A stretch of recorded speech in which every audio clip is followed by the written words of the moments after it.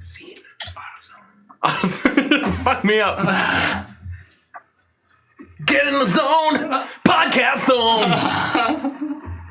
That sounded way better in the mic than it did in real life. Honestly, that's right there. That's how we're starting this. Yeah.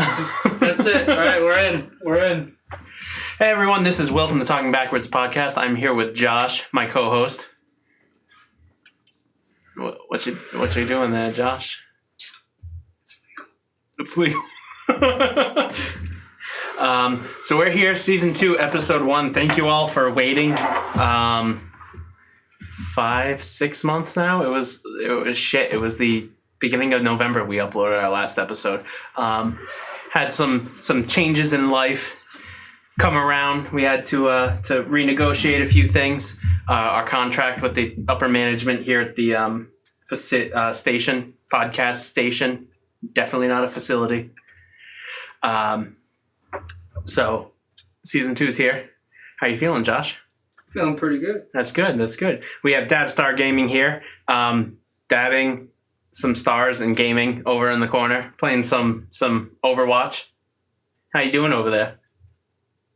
Doing great. Just in there, just doing the thing, and making it happen. You go out there, you want to give 110%. I'd like to thank God. I'd like to thank Satan, because without Satan, there is no God. That's very true. So we're here. Season 2 has started. This is our intro. We're talking about the missing 411 cases and David Paulides' research.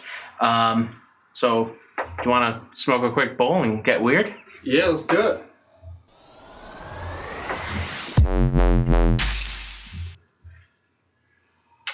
All right, so we'll call that a quick cut.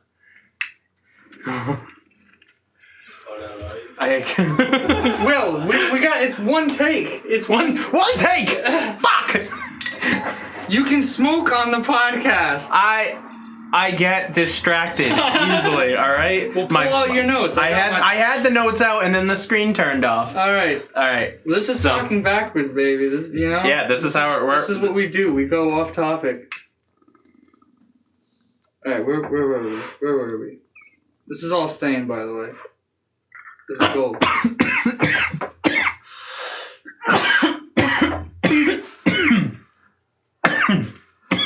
Okay. So here at the Talking Backwards podcast, first off, I think we want to. Whew. All right. Podcast zone. So first off, here at the Talking Backwards podcast, I just want to put a little disclaimer. If for some reason you have been showing this show to your kids, you're a fucking awful parent. First, but this is definitely something. The subject, we're talking about missing persons, a lot of whom have not been found, and it personally affects a lot of people. So first thing first, I want to say here at the Talking Backwards podcast, all our prayers are with the families of people who just go missing under these mysterious circumstances. And what we're going to find here today in this podcast here is not only do some of these people go missing of totally natural things, but what this researcher found, and I'll explain all this after, is there's a lot of mysterious circumstances going on. So the guy we're talking about, his name's David Paulides. He is a former police officer. I'm just going to go real quick through what I grabbed from his wiki page. Attended undergrad and graduate degrees from the University of San Francisco. 1977, began working for the Fremont Police Department. In October 1980, he transferred to San Jose Police Department and worked in Patrol Division on the SWAT team, Patrol and Street Crimes Unit. During his time as a detective, he worked for the Vice/Intelligence, a variety of assignments. In 2011, Paulides received approval for a deferred vesting status totaling 16.5 years of service for his time with the San Jose Police Department. So we're not talking about some crazy whack job, like yelling outside of a Dunkin' Donuts or a Starbucks, where whatever coffee place that homeless people hang out of where you are. So he first he first started his work on the subject of the missing 411 cases, like before this guy even started all this, none of this was known. Like these were just missing persons that, you know, they were just cases. The Park Service would go, yeah, he's missing. All right, we'll search for a while, and they never turn up. They just think they're normal missing persons cases in national parks. Until one time, he was doing some research in a national park for his other subject, which we're not really going to get into, but it's Bigfoot research. Oh, Bigfoot. Favorite. Yeah. And a big distinction I want to make about this guy is in his books. He has 6 books on missing 411 now. Over the last 7 years, I think, by now. He's been releasing one every year, and it's all these missing persons cases that he writes like a police report because he was a police officer. So he never poses anything that... He never poses a question or anything. He just presents the facts. And if you can listen to interviews with this guy, we'll link to the Reddit in the show notes. There's a whole Reddit about the subject now. He goes out, he gets all the information, he puts them in these books. He never poses a theory or anything that's happening to these people. He basically is just going out and going, look, something weird is going on, and it's not being talked about, and maybe we should. No, yeah. That seems plausible. Yeah. Wait, do you know who that guy is? Who? This guy? David Paulides. Okay. Jason? David. Okay, sorry. Okay. Do you know a Jason Paulides? No. No, there's actually, I think this guy, and his name is Jason A. A really weird channel, and it just has videos, and it's like strange things are happening around the world and weird stuff like that. So I wasn't sure if that's who you were talking about. We'll get to that in another podcast. So how this all started for him, how he realized this, he was doing some research for his Bigfoot stuff in our national parks where Bigfoot would be. And an off-duty park ranger found him and basically went, David, I've known you for a while. There's weird stuff about some of the ways these search and rescues and these people go missing. And David goes, oh, you know, what's going on? And through research and all that, he found multiple lines of evidence just suggesting negligence on the part of the Park Service. And that by itself doesn't mean very much. Like, you know, these are park rangers. They're there to do a job. They do the job. Maybe they don't want to go hiking for 18 hours a day. And, like, you know, it's unfortunate, but it happens. Oh, but that's what started, you know, he started thinking, oh, there's some weird stuff going on. So he broadened his investigation, and it started including missing people from around the world instead of just in the U.S. National Park System. And so that led him to believe that he uncovered a quote-unquote mysterious series of worldwide disappearances, defying logic and conventional explanations. That's where we're going to get started here, is the missing 411 cases. So, well, if I may. Yes, absolutely. Oh.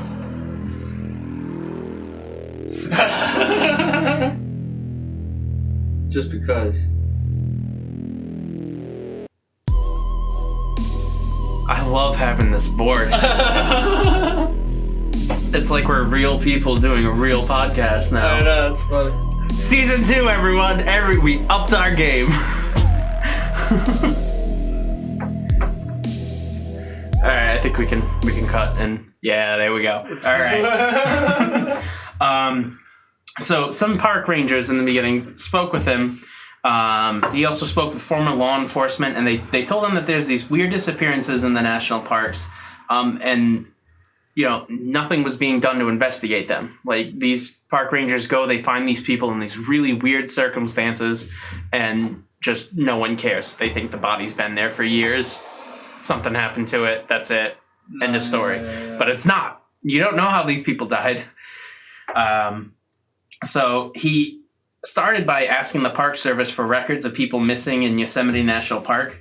And he actually had to use a Freedom of Information request with the government, and they said they didn't have a list, and that for him to get a list, he'd have to pay $34,000 for them to hire people to research everything. Yeah, trying to just shut him up with it. Yeah, and so as a published author, there's a clause in all this government funding and stuff that says an author, if he's going to research something, you got to give it to him for free. They basically said, well, you're not a good enough author. They said that he didn't have enough published works, which his 2 published works at the time were his 2 Bigfoot books. Yeah. So they were like, they were like, yeah, dude, you're kind of a joke. But it just makes you think, like, from the very beginning, there's something trying to stop him from doing this. And you could rule it out as, you know, at that level, it's just people going, I work for the government, I'm not doing that. I'm not getting paid to do that. But it just starts there where he meets all these little things that are stopping him. So we got a call back from a national parks attorney who said his books weren't in enough libraries to grant the exemption.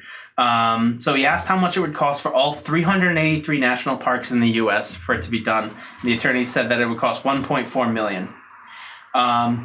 So he kind of drops off that not having 34,000, never mind 1.4 million. So he starts with a request for a single case file. This lady, this poor woman, named Stacey Aris. I'm sorry if I pronounced that wrong. His request was denied, and even though they had an extensive case file, nobody could get it despite it not being actively investigated. If a case is being actively investigated with a police force, the file is like top secret, shut down, only need to know basis. But missing persons cases and stuff like that, usually open to the public for anyone who wants to essentially take a whack at it. But for some reason, he kept getting denied. They just didn't have it. And he made a little stink about that, saying, Park Service isn't taking this seriously, and it's a really serious thing. So he starts researching missing persons cases to put together his own list. And he found a lot of common themes that a lot of these cases, and that's what he honed in on, is these cases that have this specific MO. So he creates a profile, puts up a map, puts pins in, and he starts noticing areas, like geographical areas where all this is happening. It doesn't happen everywhere, it's just in particular areas. He ruled out everything. He excludes anything that could be remotely animal predation, potential drowning, suicide risk. Any of those he won't touch, because it's just, there's no point to it. Anyone can come and say, well, this person was at risk for suicide. That's probably why they disappeared. Yeah. So the weird thing is where these people are found are outside. Here we go again. That's good, though. We'll get used to this. We're rolling. He found that people were often found in location and at elevations that were outside of what search and rescue manuals suggest. So basically, where these people would go missing. This is a sick lick you got going. I wasn't expecting the. So he found they were in locations and elevations that are outside what search and rescue manuals suggest. Basically, these people, they're going out and they're being searched for, and they're not being found.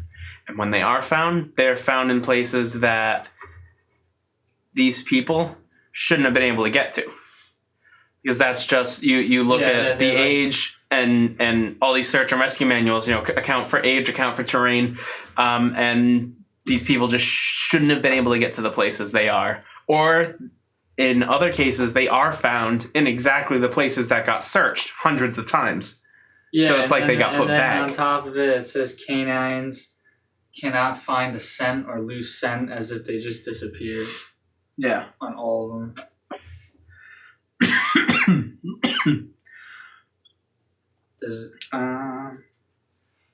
The weather. The weather gets weird. Just to I'll get to that in a few minutes. So a lot of people kind of attack his research and stuff when they haven't read it, just because he did the Bigfoot stuff. Yeah, it always gets associated, and they think he's like they think he's a nut job. They think he thinks it's the Bigfoot, but it's not. No, he doesn't say anything. Yeah. Like, he doesn't deal with the Bigfoot research and stuff anymore. It's a personal sort of, and we'll have an episode on Bigfoot because guys. Been doing a lot of research on Bigfoot, and there's a lot of weird shit in our forest. It's going again. All right, I love it. So, what makes David Paulides choose these cases? Over his 6 books, he's done over 1,000 of these cases, and those are just the ones that he's profiled and put in his books. Never mind the ones he has, because each of his books covers a different area. One was the introduction, which was Sobering Coincidence. Then he did one on Eastern U.S., Western U.S. His latest one is Missing 411 Hunters, which takes mostly the U.S., and then there's 2 chapters, one on Australia and one on, of all places, Azerbaijan. But I've been checking out a lot of this stuff. There's a lot of really interesting stuff online, and definitely if you're interested in today's episode, please check out his books. He's self-published himself. He really thinks this is there's something going on, and there's a lot of weird stuff that can't be explained, and he's kind of right that there's an air of negligence and cover-ups here that doesn't really. Yeah, because a bunch of things just don't add up, and nobody wants to check it out. Yeah. Nobody wants to investigate it. They just like. I'm looking at the list, and there's like, what is it? Missing, deceased. Yeah. Missing. Yeah, I grabbed a few of the cases. There was one person that survived.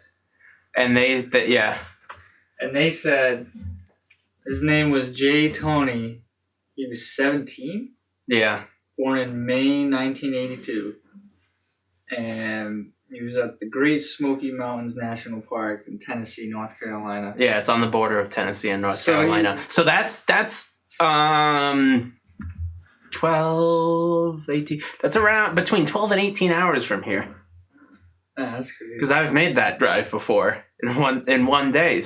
And there are other cases that I didn't grab just because there's thousands of these. These 4 are just a few I grabbed from the Eastern United States. Well, some of them were. I think there's 1 or 2 that weren't. What's interesting, though, about this is it says he vanished on a hiking trip right before a torrential rainstorm. And that's why I was saying something. There's always a recurrence of weather.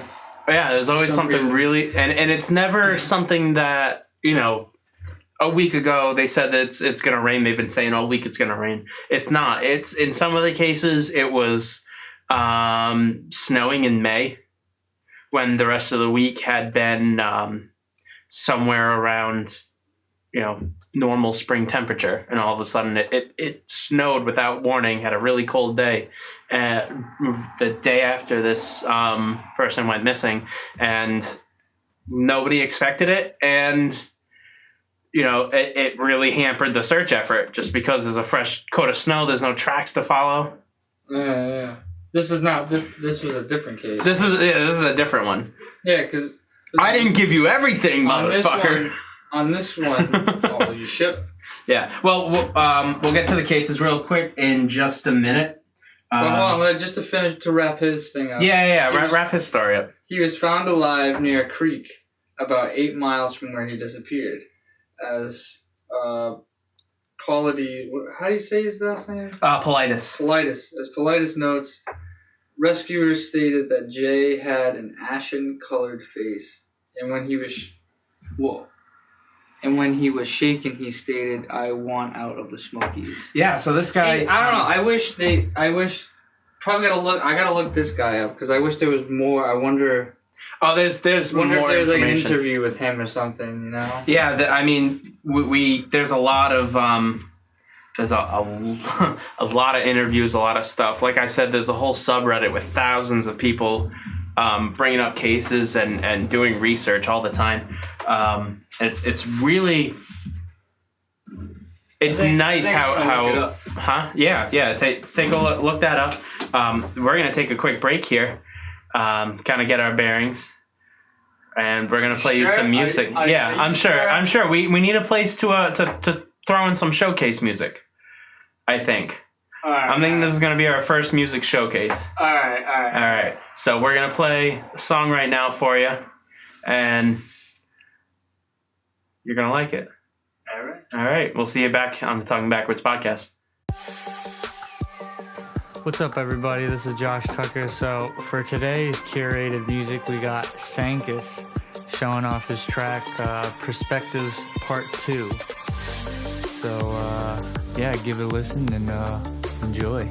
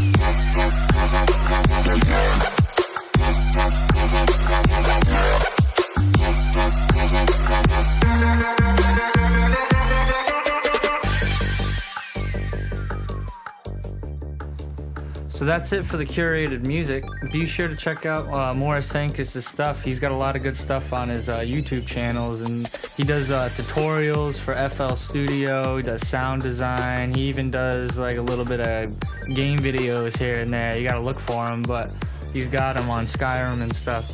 But yeah, he's a great artist, and you should check him out. His stuff on YouTube is Sounds by Sankus if you want to find him, and he's even got a website called Sound by Sankus. You can find it, just type it in Google. But yep, that's it for today's curated music. Back to the podcast. And we're back. So we've gotten into what led David down this path. We haven't really gotten into how he chooses these cases. He doesn't usually just grab any case that comes across his desk. So there's thousands. What he narrows it down to are cases that have 3 really specific things, and then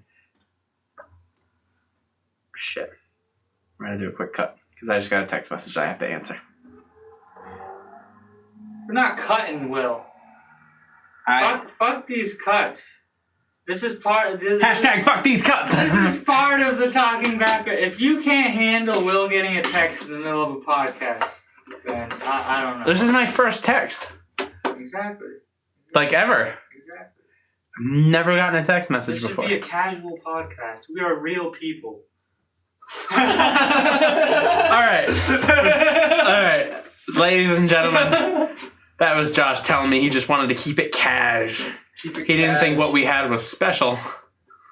No, that's not what I'm talking about. All right. So, back to what I was saying. He doesn't take any old case. What he does is he uses these 3 parameters as a starting point to narrow down a huge amount, and then he has other small specific things. So, you really want to do this cash? Because I just lost my Google Docs. Yes, this is all natural, people. All right, yeah, not assisted by technology in any way. Well, you know what? We are in the room with you. People are gonna remember our earlier episodes when we get all pro. So. All right. So the first parameter that David drops on these cases is that canines can never find a scent. Or they lose the scent very close to where this person, to the last known whereabouts of them. They bring the dog out. The dog looks for a little bit and then just gives up. They just disappear. As if they were no longer traveling through the forest. They couldn't find a scent at all. Yeah. There's one case where this guy had been camping out for several days, left all his clothes and stuff behind. And they brought the dogs. They found his tent. Dogs sniffed around, went 5 feet outside of the tent, and then he was gone. And all of his stuff were left behind, and this guy was never found, unfortunately. But I was as if he never was there. The next perimeter, I know I said there's 3, but there's one that's not official that is in very, very many of the cases. And that one is the weather that we mentioned before. Oh, yeah. Extreme weather changes right after this person goes missing. So a lot of times I would say, maybe the weather obscured the search effort, obscured the body or something like that. But it isn't just the one day these people are searched for. In the very beginning, the first day, their search efforts could be, hindered by a snowstorm or a rainstorm, but they don't last forever, and they have hundreds of people looking for these people. Like literal hundreds plotted out by grids of like a square mile that everyone is just walking through a day at a time. And they just never found. Yeah. So that goes. I'm reading some of these things, and it's just all coinciding. Yeah. With all the stories. Yeah. The next is geographical clustering, which is the hotspots for the missing persons. So a lot of the time, 99% of the time, when he has the case he's interested in, it's in a certain geographical cluster, which are usually around the mountains.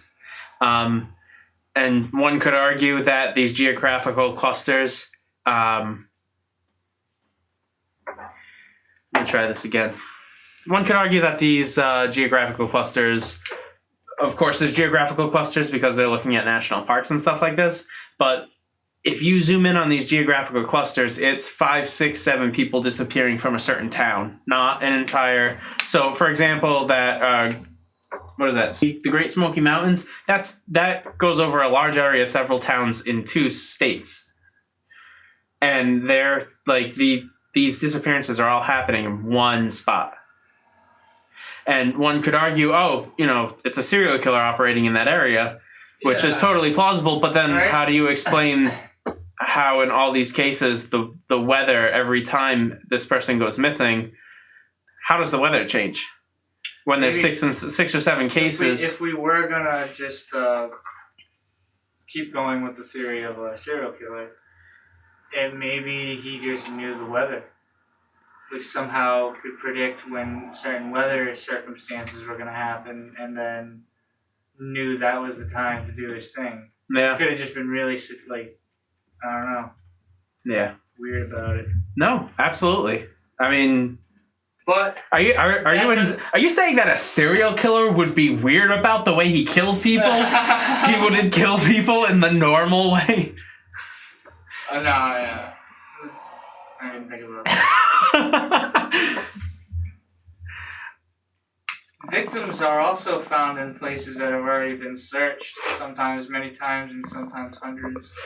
Oh, you read that? Yeah. Oh, shit. And then, so there was one more, if I could get back to it. So you're scrolling me down somehow on my Google. So, yeah, victims found in places that have already been searched. For example, I'll just bring up a few cases that we're not going to talk too much about, because literally I've read through hundreds of these already, and it's harrowing. A lot of them. Yeah, for everybody's information, go look up the Wikipedia if you wanna. Right? This is. Yeah, this is, and I definitely suggest checking out the Reddit because there's a lot more information on Reddit. And there's right on the I think it's reddit.com/r/missing411. And right on the sidebar, there's a tab that you can click on. That's just missing cases, and it filters out all of the cases. There's another one that is an explain like I'm 5. Which basically drops everything, all the information you need to know right there, and then links to all the cases. And there's a page with all of the interviews he's done, the videos he's done, everything this guy has done is well documented on there. So you can get in deep if you're into mysteries and stuff like that. So, for example, there's a few cases where this one guy was found. He had a search party of 200 Marines, plus civilians, plus aircraft, all looking for this guy. And he showed up less than 100 meters from his tent where he was camping 4 years later. That's weird. Like these places are, if you've ever seen like a search and rescue effort, it's 100 people, and not always like this. I'm no search and rescue expert, but when you see it, it's 100 people standing in a straight line walking, and they do that over a grid, over a GPS, so they all know where they need to be and what they've searched and what they haven't searched. They literally comb through the woods looking for these people. They're not there, and then they show up again. And But there was more details to that too. He was found on a rocky cliff. Yes. What is it? He had a missing tooth. No, this is a case I want to talk a little bit about because it's a young child, very young. Yeah. Yeah, this was a 3-year-old. Yeah, it's a 3-year-old. He was found 4 years later. His body was covered. He was found to have a missing tooth.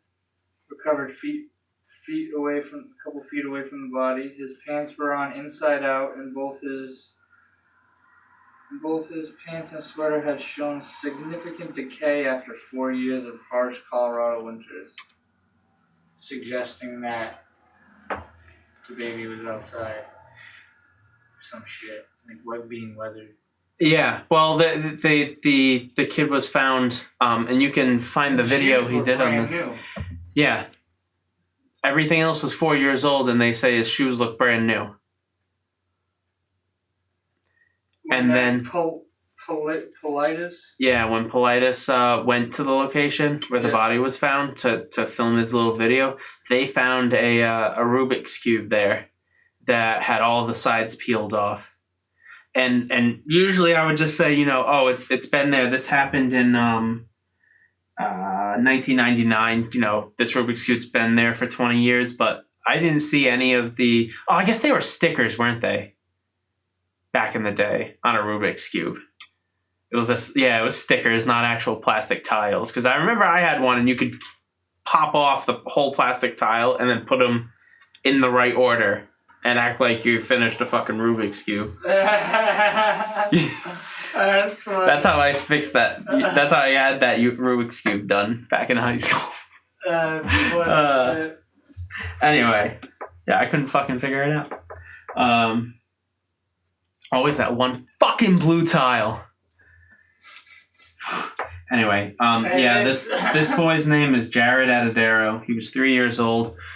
He disappeared from Comanche Peak Wilderness, northern Colorado, 1999, and he was one of 3 boys to disappear within a 138 square mile triangle, which is not big. I think 138 square miles, that's not a large amount of space at all.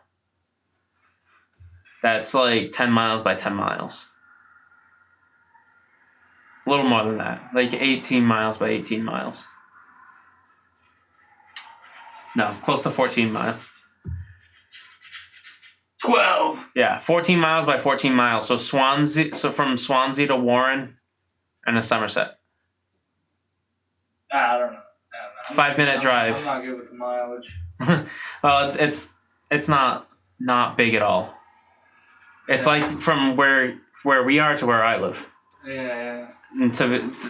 And he was found, and it's in sort of a mountain, and he was found years later on a big sort of rocky ledge that came out and like peeked into the sky. And I noticed, maybe it's changed, but there wasn't many trees up there, and he had a bright sweater on and probably blue jeans, bright white shoes, and nobody like from an aircraft didn't see this kid. It's telling me that he wasn't there when they were searching, and then he was there. And then we're gonna get into some of the weirder aspects of these cases after the break. Hey guys, welcome to Playing Backwards. This is our quick 5-minute check-in with Dabstar Gaming, our gaming correspondent. I see a victory. That's an Overwatch victory. Currently playing the Overwatch. Dabstar is currently playing some Overwatch. Play the game, Dabstar! Reckon. As Soldier 76. Let's see what's going on. I know this is a completely audio medium. He's shooting at someone. He's too far away to tell who it is. And it ended, and I didn't see anyone die. Congratulations, Dabstar. Just another day, another victory. Yeah, that's how it is. What's our YouTube channel?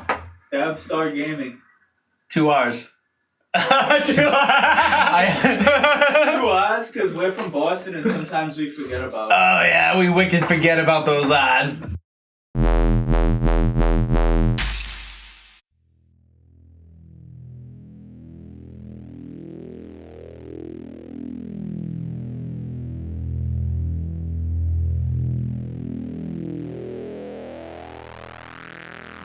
And we're back with the Talking Backwards podcast. How you doing, Josh? I'm doing pretty good. You're doing pretty good. I'm How doing you pretty doing? good. Yeah, I'm probably a 7. 7? 7 or an 8. Yeah, I feel you on that. Yeah. Can't be a 10, like, Yeah, no. right? No, that was our unaired 420 special. So I think we're ready to get into some of the weirder stuff that these cases involve. And I'm just going to jump from case to case. These aren't any specific ones that we've already talked about. So a strange number of the cases.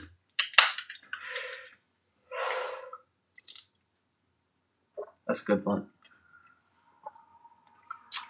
Mountain Dew. I'm diabetic. New Mountain Dew. Do SA. Do SA. You're trying to tell me Trump had nothing to do with this. Do SA. Do SA? You're not telling me they're doubling down on all the patriotic bullshit I don't know. to deliver more of this good squishy Futurama? It's 3 different Mountain Dews in one.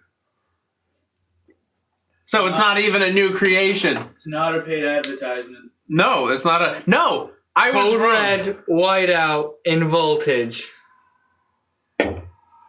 Red, white, and blue. Mind blown. Well...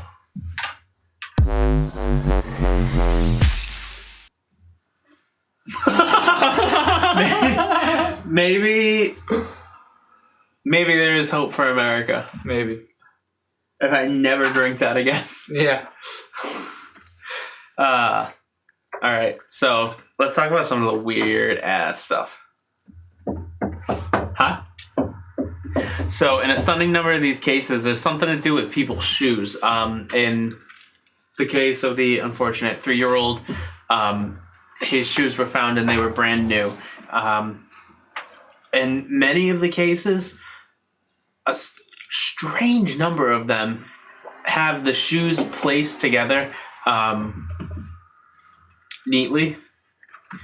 In one case, for example, in one case, for example, there was this man who went out hunting, and when I won't bore you with the details. He went missing somewhere. They searched for him. No one ever found him. Then he reappeared in a place that had been searched over many times. But the thing is, this guy was found on a sort of ledge where there was no growth. And 2 years later, a hunter spots him. Sort of spots him. Is looking, and he sees human clothes on this ridge. He's sitting on a hill looking at this ridge in the forest above him. Yeah. He's just looking through his scope, looking for game to shoot. Yeah. And he starts seeing human clothes. And so he goes there. And not only did he find human clothes, the first thing he saw was a pair of man's boots placed neatly onto a rock. And his belt coiled neatly, placed next to the boots. It's weird. Not only did they found this guy's body there, but it was in pieces. His body was in pieces? All over the place. I don't know, man. This is sounding like a serial killer to me. Maybe so, but is that any creepier than... But, not that, but, well, that's one plausible thing, yeah. Yeah. But not only that, but, one guy had like a UFO sightings were going down. More than one. Yeah, more than one, and then he ended up going missing after that. So that's like one of the paranormal, but it was still involved with it because it was in the same region. Yeah. It was less than 100 miles away. There was a spur of UFO sightings, and then this guy just disappeared that night. He was out hunting. And then, so that's one weird aspect. In another group of these cases, do you know what blood lividity is? No, I don't. Blood lividity, this is kind of on the more morbid side, but blood lividity is when you die, your heart stops pumping the blood, so gravity takes hold, and it pools at the bottom. Or it pools in whatever position you are in. So by looking at where all the blood is in the body, you can tell what side was on the bottom, what position the person was in when they died. So, sometimes they'll take a look at the blood afterwards, and they'll have to be like, well, the body was moved because it died in this position. There's no blood here where it was found, and stuff like that. That makes sense. Yeah. That's pretty cool. It just pools and it dries there, so the skin on the whatever ends up being the bottom is darker. Yeah. Some of these people are found with no blood lividity. Like so. So the blood never pooled, so there was no gravity.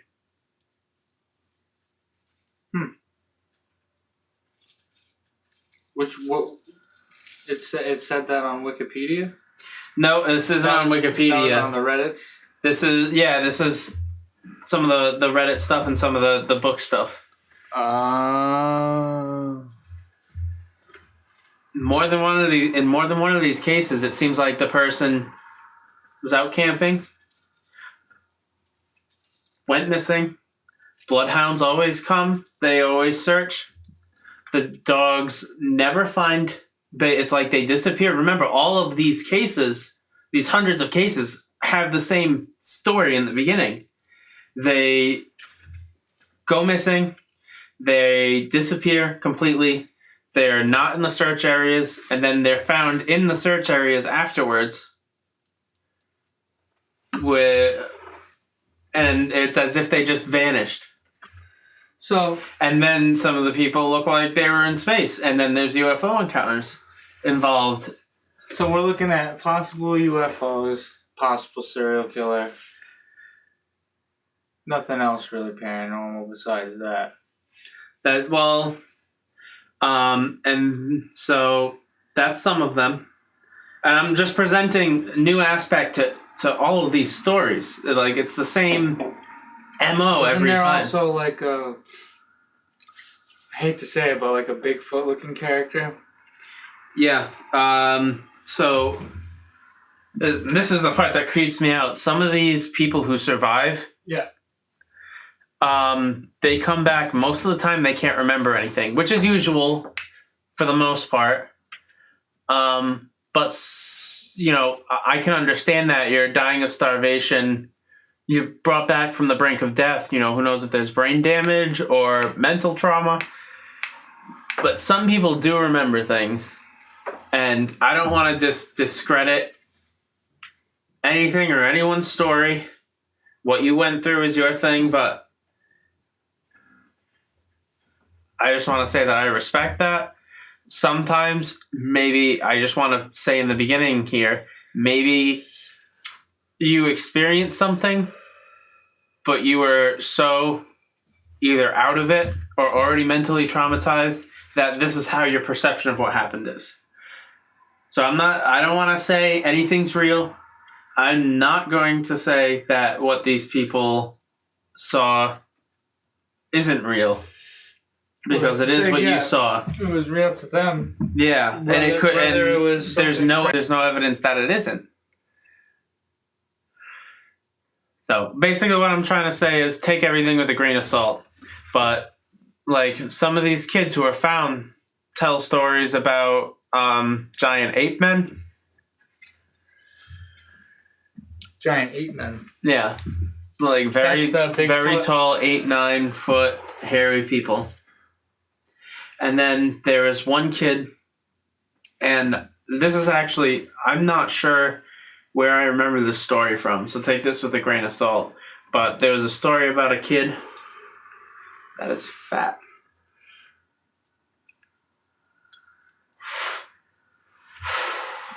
Is this something paranormal? Is this story paranormal? A little bit.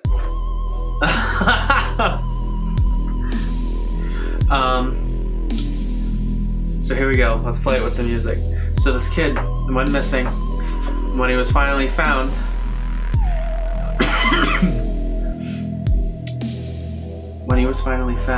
whew, that hits hard. When he was finally found,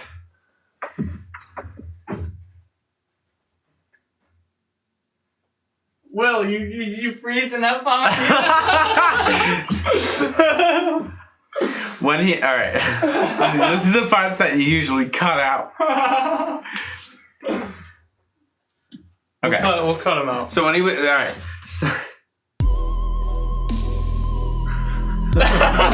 So when he was finally found, he was said to have been, as he told the story, in an underground room in the dirt. Like the walls were dirt, with an old lady who was extremely tall, extremely thin, wiry, black hair, and she just took care of him for a little bit, and then he left.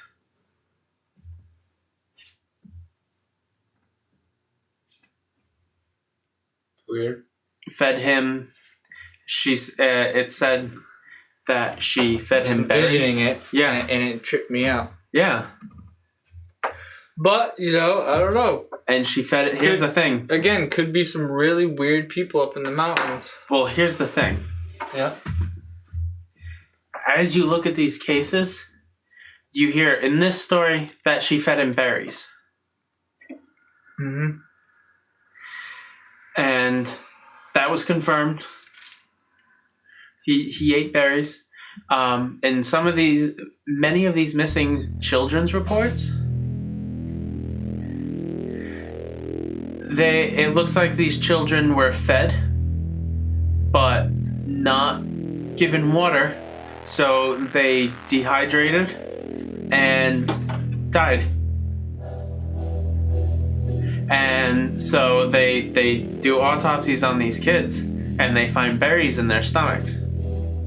And this is more than just kids. You could argue that what else are you going to try to eat besides berries? but a lot of the time it seems intentional, almost. It's weird. Yeah. I'm thinking about it. Like, it sucks. And Regardless then, of what situation happened. and then it as you envision it, like, let's say this is some sort of creature, some sort of cryptid, whether it be something magical, like, don't want to go there, but let's say this is something that lives. How do you know that's not an alien or something like that? Like, a kid is telling the story about what he thinks is a very tall, very lanky old lady with black hair. What if they live in some sort of... What if they're an underground species? Underground. Oh, my bad. Cut out 10 seconds. You know, there's so many possibilities, and it's just there's just so many weird things. Like, build a bigger picture, it somehow falls apart because you don't have enough pieces, but you still see a picture of it. Nah, yeah. Like, you could go alien direction, because if you try to put together the stories of these kids, and there's also one of the stories that's in the show notes here.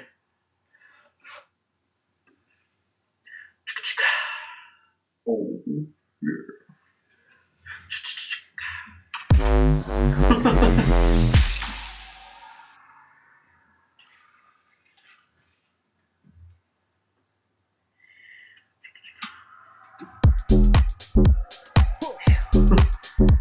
Yeah. This guy. Gotta have the waiting music. Let's see here. While Will finds the podcast material. All right, here we are. This is Trenny Lynn Gibson, 16. She was never found. She went missing in October 1976 in, again, one of those geographical, little hotspots. Great Smoky Mountains National Park in Tennessee / North Carolina. So a friend with Trenny said she saw her on the trail, and in practically an instant, the teen girl was gone. 300 people looked for her with no success. But somehow they brought in a psychic, and the psychic said the girl was in a hollow in what might be a bear den or something. How is that not descriptorily exactly the same thing that this other kid described that went missing with the weird thing? Yeah, like a wall with dirt. Yeah. No evidence of her was ever found.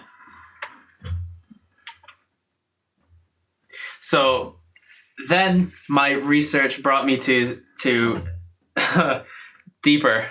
Let's just say deeper into the realms of, it's not exactly my research. I started off with that Mysterious Universe podcast. Like I said, again, they're fantastic. And I've done some research myself. But on the Reddit, somebody mentioned this Cambridge University report from the 1800s about spirit attacks in Japan.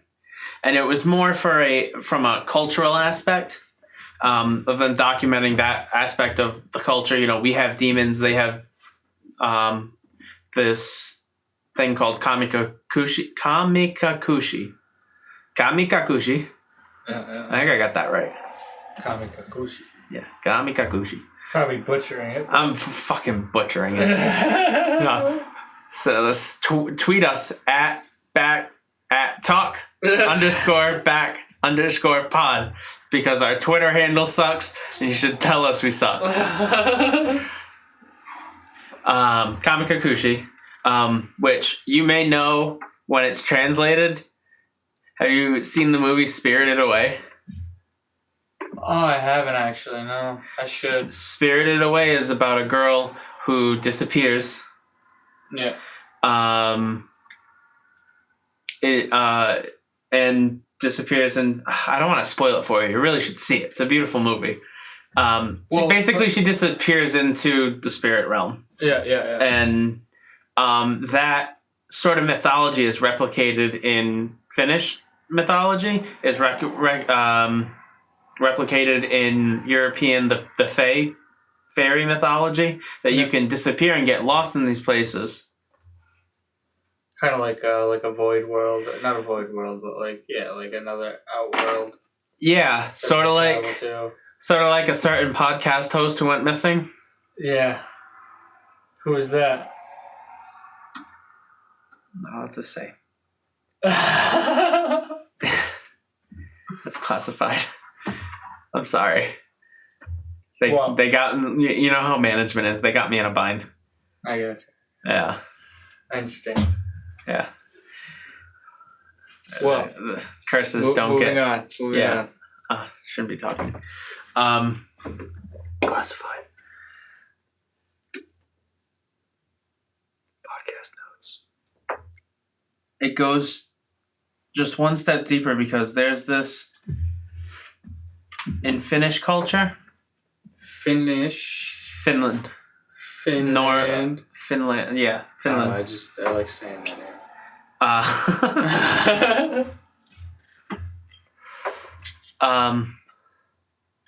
It's the culture is basically you get lost in the woods. All of a sudden, it's like you're in a different forest. Like it doesn't matter where you are, you're just in a different place. And then like some of these cases, like you've just gone through a portal. Yeah. And some of these cases, there's a weird number of them that, for example, there was one guy who was found face down in a river, but his cause of death was found to be exhaustion, not drowning in the river. The river was only 18 inches deep. He just found laying down in the river, died of exhaustion, didn't drown, so he had to be put there. Otherwise, once he fell down and couldn't get up again, he would have started trying to breathe water and drown. No, yeah. And again, all these stories, the area was searched. They must have gone up and down this river 100 times. 100 different people. He was not there before. And again, the shoes were on the side of the river, placed neatly. Reoccurring theme, the shoes. Yeah. You know what? That should be the picture. But let me tell you something else. His shoes were placed near the river, and his feet were worn to the bone. Well, that's nice. So it's a good image. Yeah. So he had been walking for a very, very, very long time. Who knows if it was from walking? That's what the autopsy said. It probably had bits of dirt. Okay. But here's the thing.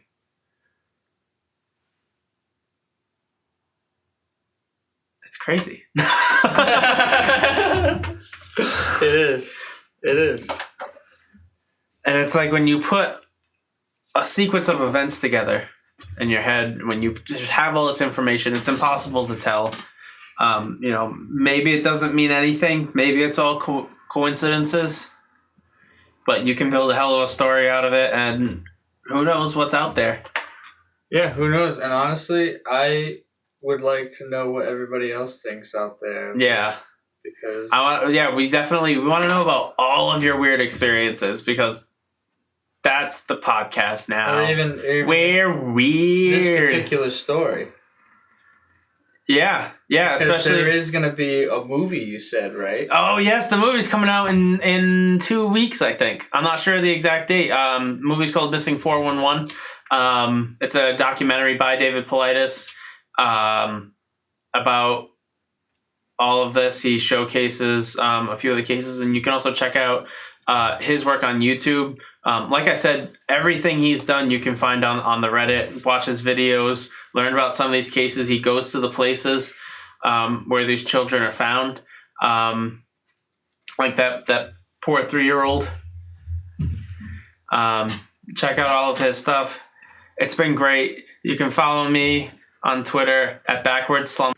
Wait, you're doing the plugs now? We're just gonna do some plugs. You're gonna do the plugs now? All right. Well, Yeah, this is our conclusion. Check this out. I got this new feature here. The people at home can't see it, but what we're gonna do is I'm gonna hit this button, Yeah.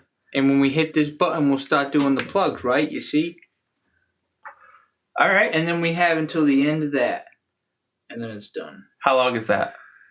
I don't know. All right. We'll make it. And here we go.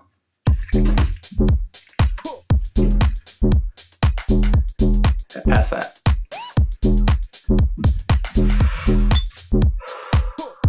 So we're doing the plugs?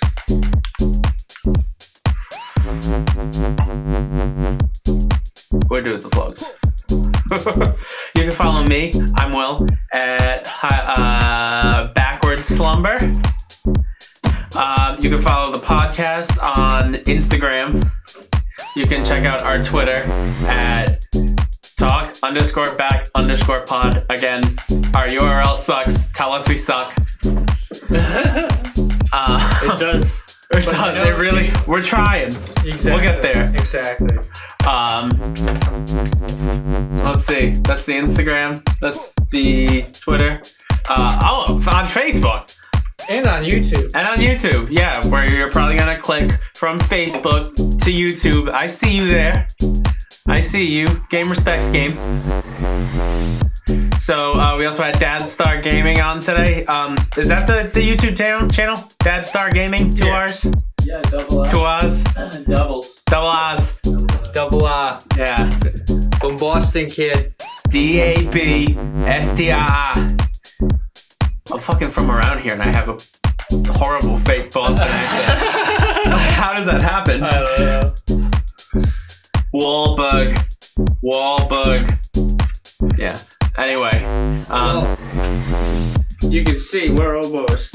We still got a little bit of time. Alright. Josh, we got your stuff. Sunlit Audio. Sunlit Audio. That is like the main branch of all the audio shit. And then we got J-Tux for the music. And that's pretty much it. Got the Instagram, the Twitter. And it's pretty simple. Just type in J-Tux and you'll find me. 2X. JTVX. Oh no, it's TVX, yeah. Yep. Yeah, whatever. And that's it. Yeah, we got it. Ashley. She's sleeping. Ashley's asleep, but I know she wants the spotlight. Cats. Cats. Meow. Actually, we've had 5 cats present the entire time. Yeah, silent podcast guest. Yeah. What are their names? We got Comet, Orion, Titan, Leo, and Draco. And they chilling. Yeah, chiller. I'm gonna go pet them, and then I gotta go. That's it, everyone. Thank you for listening. You good?